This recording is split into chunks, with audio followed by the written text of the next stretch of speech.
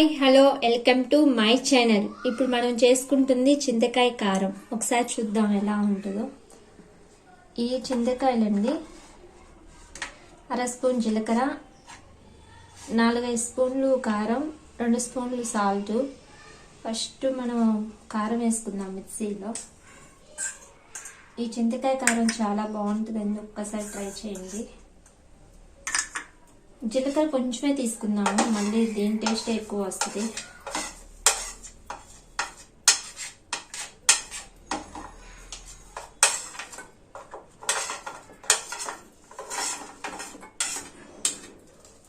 చింతకాయలకి ఇత్తు తీయలేదు కదండి, ఇత్తు తీపినా ఏం కాదు, మంచిదే. ఇది మోకాలు గుజ్జు అరిగితే తింటారు. ఇది దీనివల్ల ఎలాంటి ఇబ్బంది ఏమి ఉండదు. ఇప్పుడు చింతకాయలు మనం ఉప్పు కారం మిక్సీ వేసుకుందామండి. ఇది రోట్లో కన్నా మిక్సీలోనే టేస్ట్ ఎక్కువ ఉంటుంది. వేడి వేడి అన్నంలో వేసుకొని తింటే చాలా బాగుంటుంది అసలు. ఒకసారి చేతితో కలుపుకుందాం మనం.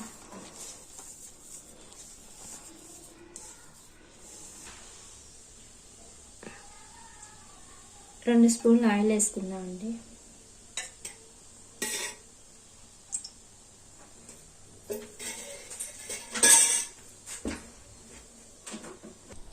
ఇప్పుడు తాలింపు పెట్టుకుందామండి. 2 ఎల్లిపాయలు దంచుకుందాము.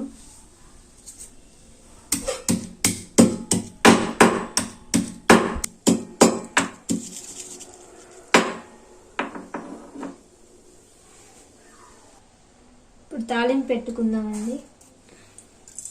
జీలకర్ర, ఆవాలు, జీలకర్ర,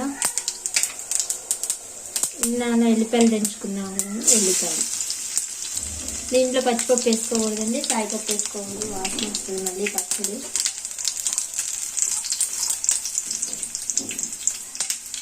కొంచెం ఇంగువ చాలా మంచిది హెల్త్కి. చిటికెడు పసుపు.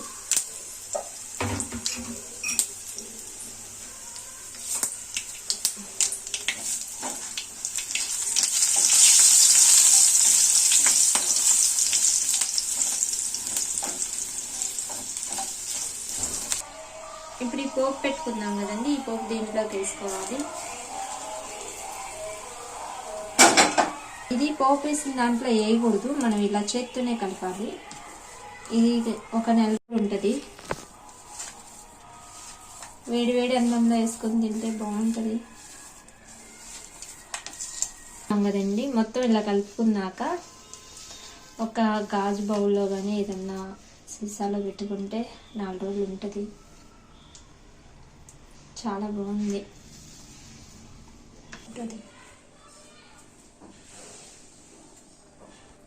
ఇందాక చింతకాయ పచ్చడి రెడీ చేసుకుందాం కదండి, ఇదిగోండి.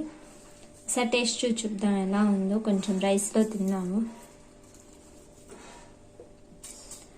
ఇది చిన్నపిల్లలకి కూడా చాలా మంచిది. 1 ఇయర్ పిల్లలకి లైట్గా కలిపి వేసి పెడుతుంటే బాగుంటుంది.